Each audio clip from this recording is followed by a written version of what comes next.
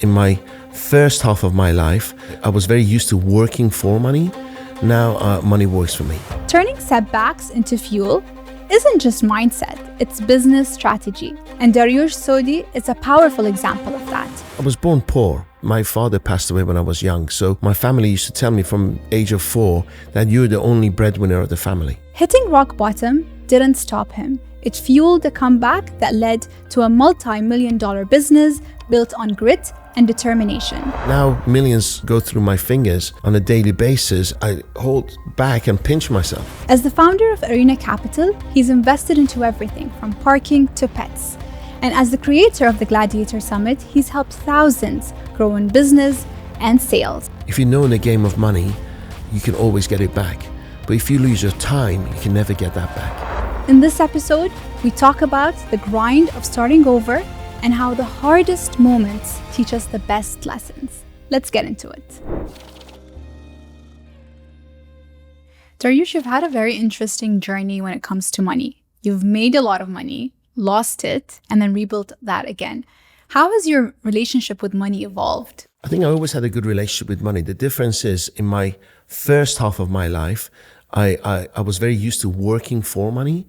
Now money works for me. And I noticed that super rich people they invest, they compound, and the money works for them. How does money work for you? Let's get into that. Well, you have to understand things like inflation. So a lot of people put money in the banks. And somebody asked me to speak in a conference where the bankers were. And all my talk is about anti-banks. And they were all looking at me with knives in their hands. And when I got up and left, half the audience got up and left with me, because a lot of people don't understand that if you put your money in the bank and you're earning 2-3% a year, inflation is running at 9 or 10, your money is losing. But we've all been conditioned to think that's the best way, the safest way to invest. And also, I don't like massive risk. I think you should have different buckets. One should be certainty, where you know, for instance, your salary, that you know that money is going to come and it's going to pay for certain things. And then you should have a risk bucket. And then you should have I don't give a damn bucket. Like me, I buy cars, they lose money, but I don't care. And I noticed that the rich live off the interest of the interest. So try to look for businesses that give you a return that higher than inflation, and make sure that your returns are given to you more regularly than once a year. So I keep investing. Most of my returns come in every two months, and I keep reinvesting, and I've done so for 9 years. Now I don't have to work for the rest of my life. When was the first time you made real money, and how did that feel? When I came to Dubai for 6 months, my diet was 2 coffees and a sugar donut a day. So when I made 2,750 dirhams, that was real money, because I could afford to pay the rent a car and get some food on the table. Then it was 7,500 dirhams, and that paid school fees. So it depends which stage of your life you're in. Now millions go through my fingers on a daily basis, and I hold back and pinch myself, right? Because you can very easily lose respect for the amount of money that's going through your fingers. But I never sit on money. I'm always making money work for me. I'm always investing, working it, and seeing the returns all the time. But were you always like this, or did you have to learn that? No, I was born poor. And great question. The thing was that my father passed away when I was young. So my family used to tell me from age of 4 that you're the only breadwinner of the family.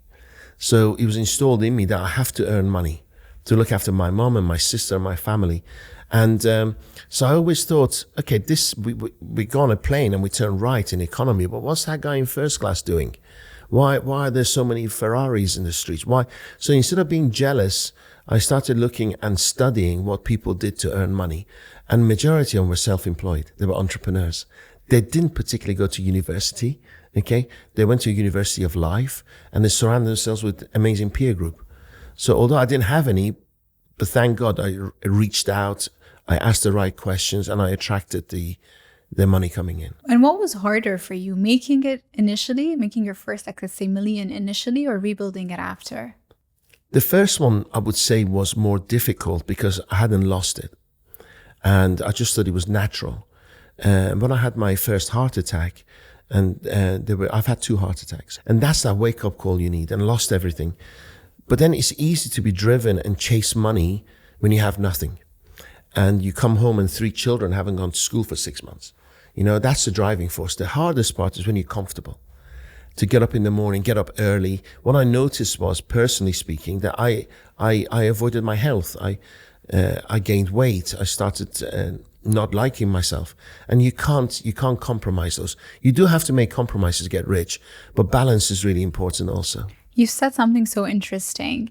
The fact that it drives you to work harder when you don't have that. Do you think that gives you an edge? When you sit in front of someone and you have nothing, you can come across as desperate. And from my experience, nobody invests in a desperate person. So you can be driven, hungry, have the desire, but really work on the fact that don't come across as desperate. Okay? What I do now, I'm very clear with my values and I'm very clear with my boundaries. And people say, oh, you're crazy. You walk away from this. We shared the experience this morning. You walk away from all this amount of money because you're so sensitive. But my quality of life depends on the values I resonate with, and the boundaries, and people don't step all over them. And I noticed when I compromised on those values, it gave me health issues. Yes. And now I pick and choose who I do business with. But for young entrepreneurs who are desperate, how can they not appear desperate? I think we should change the word desperate to desire and hunger. And I think if you're so desperate and the conversation, what I say is never make a financial decision based on your current financial situation. So never make a business decision based on your current financial situation, because change happens. You may be going through your winters of your life, but I can guarantee you spring and summer's coming. So if you make a decision because you're desperate, I can promise you in a very near future, you'll regret it. Dariush, clearly sales is your superpower. What is something though entrepreneurs get wrong when it comes to sales? There's an exchange. So sales is I'll sell you my product or services. In return, you pay me. Unfortunately, most of us are born with a wrong mentality towards money, wrong relationships psychologically with money. So automatically people think just because you have the cash, you're the queen. He's the king. So they go into the begging phase. What I say is when you're selling something, find out somebody's problem, really dig deep. I did a research, and most salespeople, do you know how many questions they ask before they start pitching their products? 3. I wouldn't even pitch anything unless I asked 15 questions.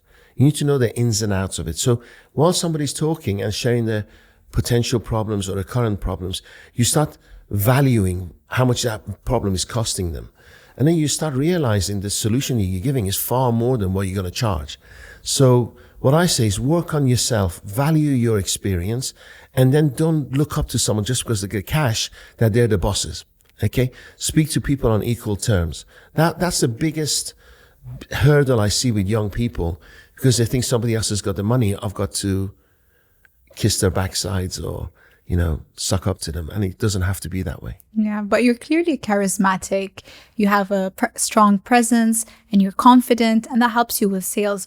Was that something that always came to you or something that you had to build over time? Thank you so much. Again, I have issues taking compliments because as a child, I was always told I wasn't good enough. I'm this, I'm not, everybody else is better than me. So even now at my age, I still have issues taking compliments. But here's the thing, I'm authentic.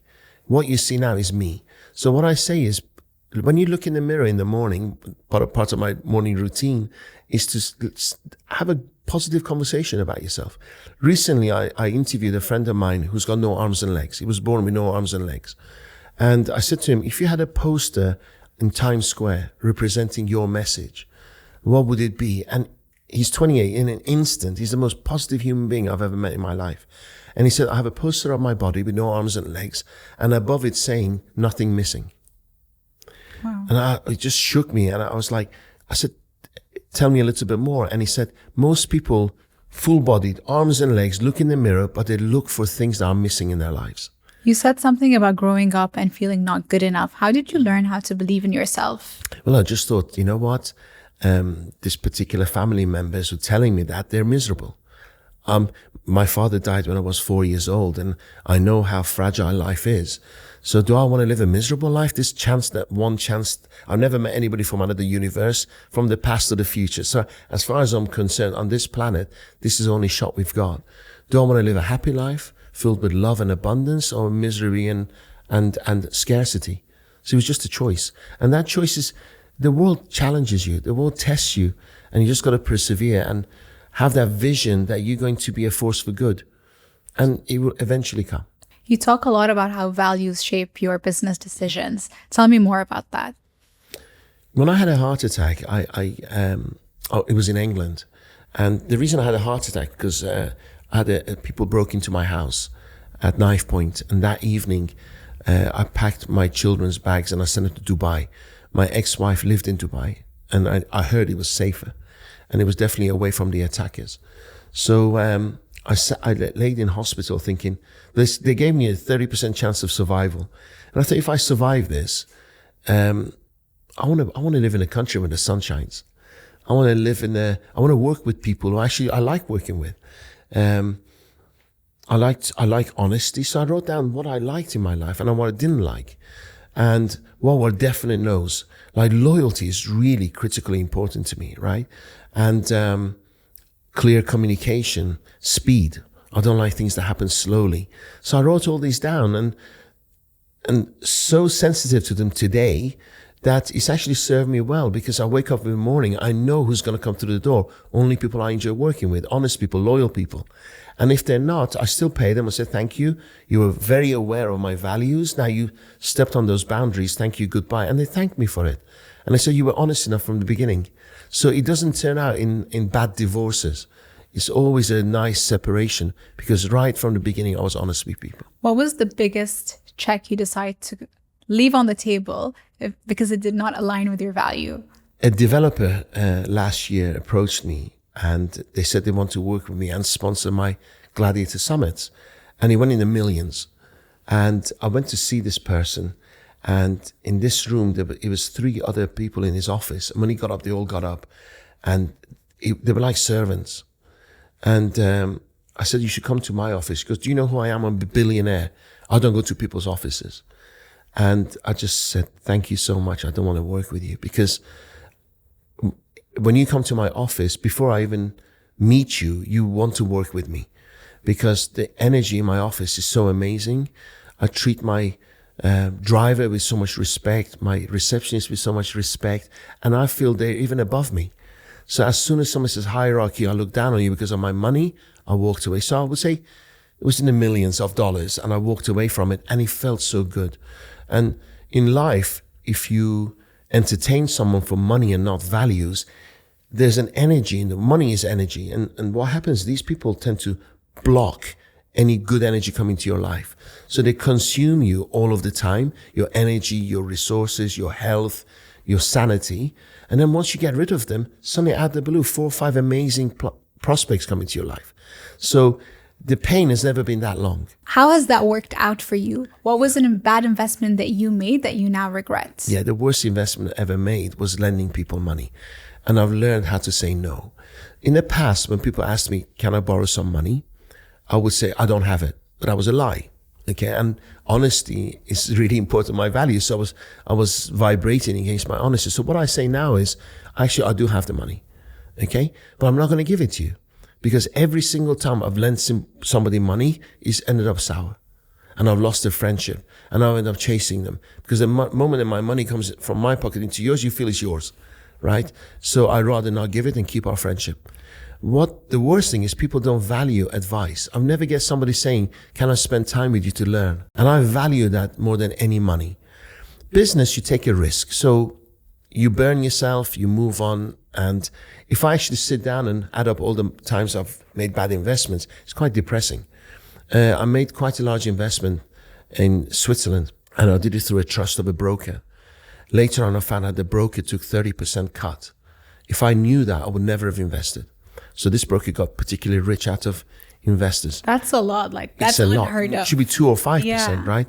And the thing was, it was in your terms and conditions, but who reads all the terms and conditions? So that was hard to swallow.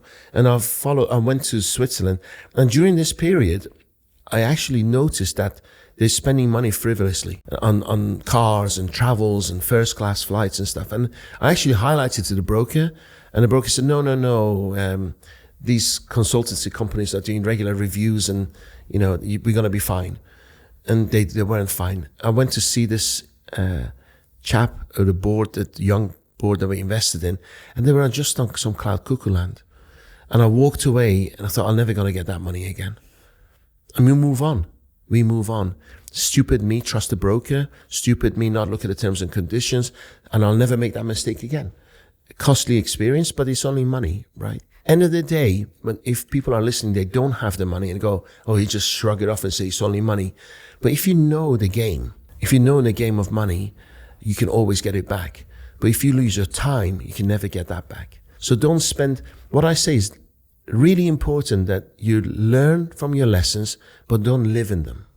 Because if you're living in that pain, you're not going to have quality of life. Remember it, move on, never forget. You spoke about the power of advice. What's the best financial advice you got?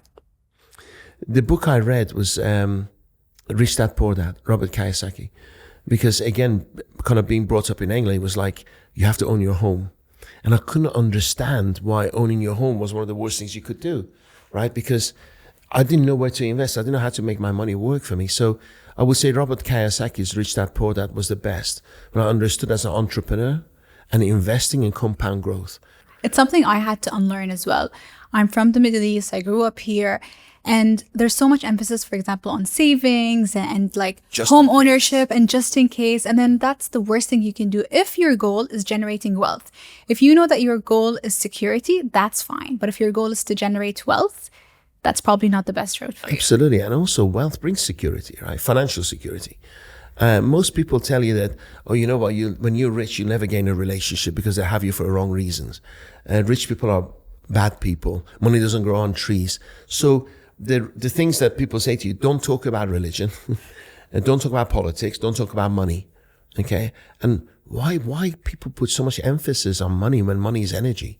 That piece of paper that says $100 actually is worthless. It's an IOU. The history of money, it was gold. You know, now the money is not even backed by gold. So it's worthless. As soon as we understand that we open up the energy will be coming to your life. Money is a tool. It's a tool. It magnifies. So if you're a good person, you become a better person. If you're a bad person, you become a worse person. Money gives you choices. So if I wake up in the morning, I only have one choice: go to work at 8:55. I'm locked in a prison. If I have, I can go at 8:55 or 11. I'm a little bit freer. But if I get up and say I don't have anybody to answer to, go whenever I want. If I stay in bed, I stay in bed. Those choices are increased by the amount of money you have.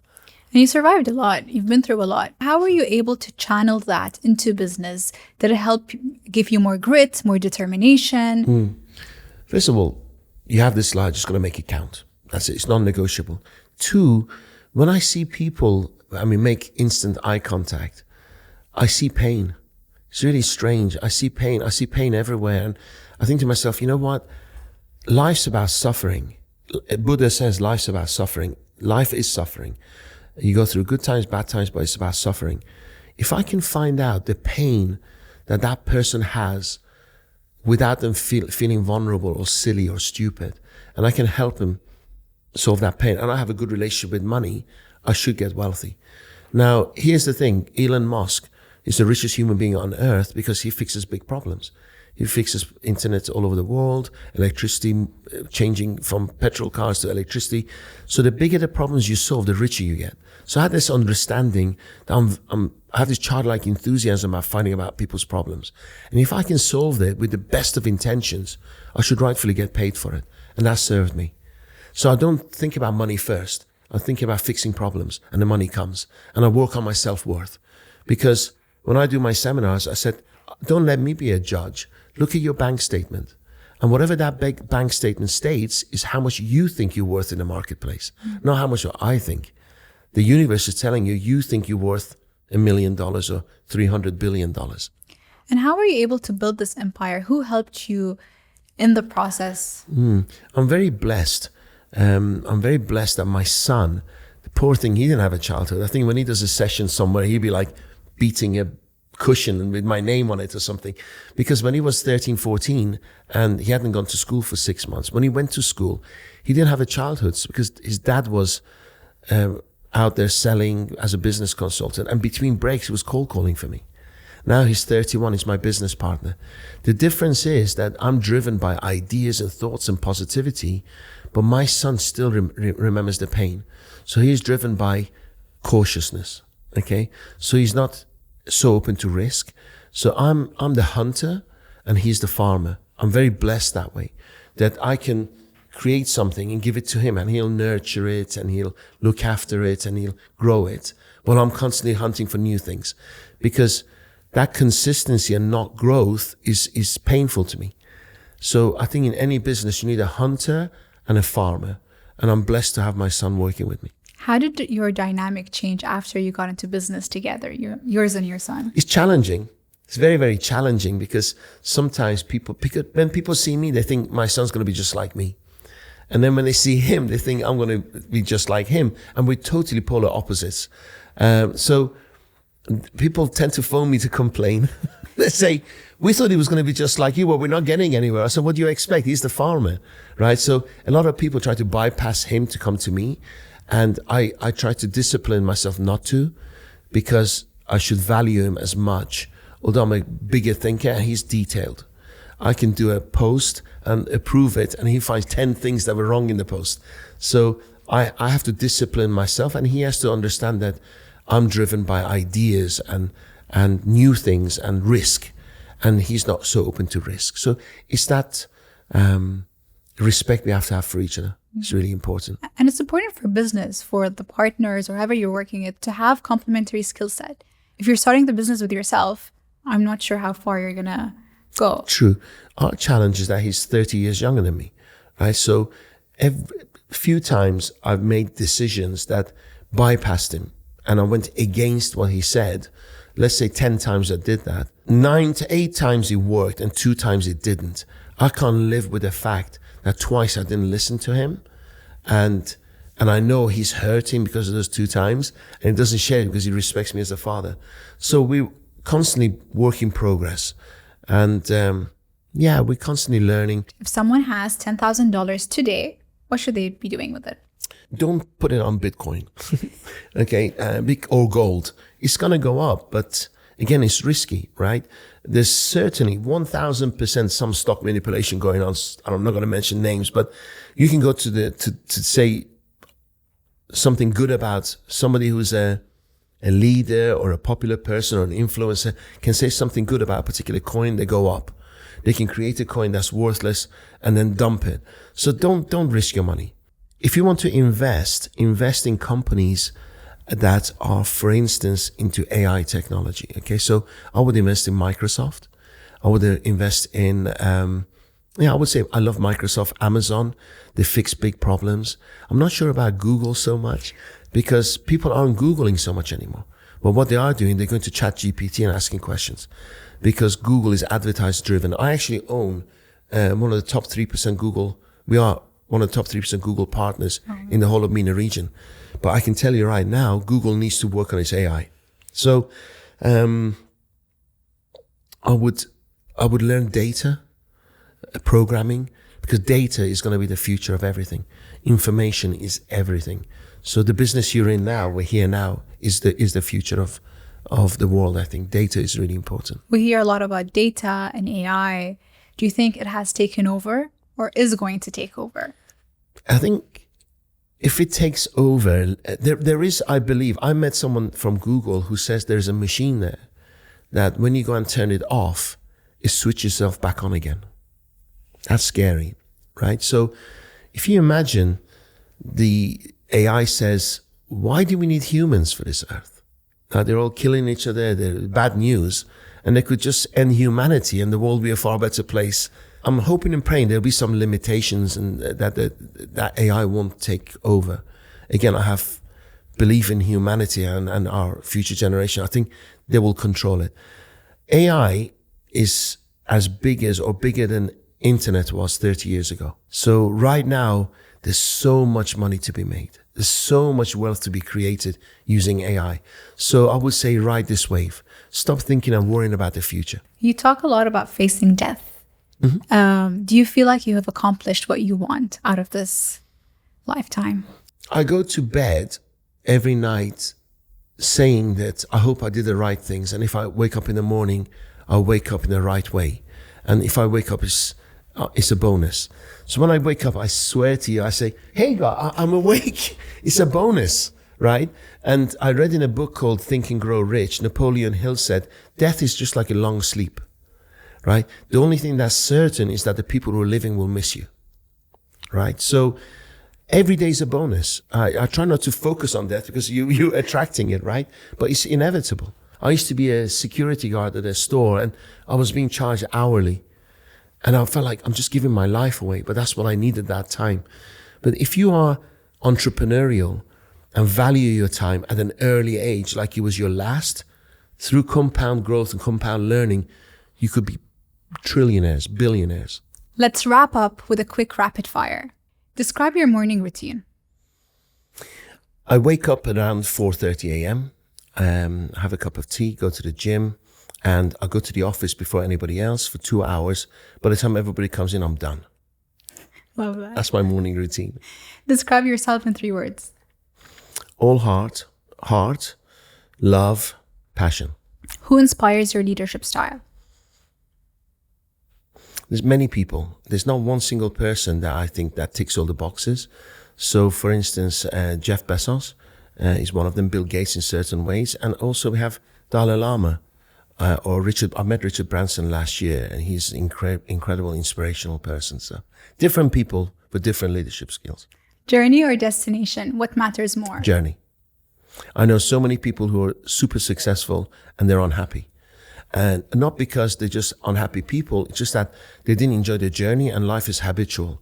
So they got all stressed through the journey. So when they got to where they wanted to be, they're already stressed because they just got used to being stressed and not happy. Beautiful. Thank you, Dariush. It was a pleasure talking to you. Thank you. Honored talking to you and thank you for inviting me. Thank you. Thank you.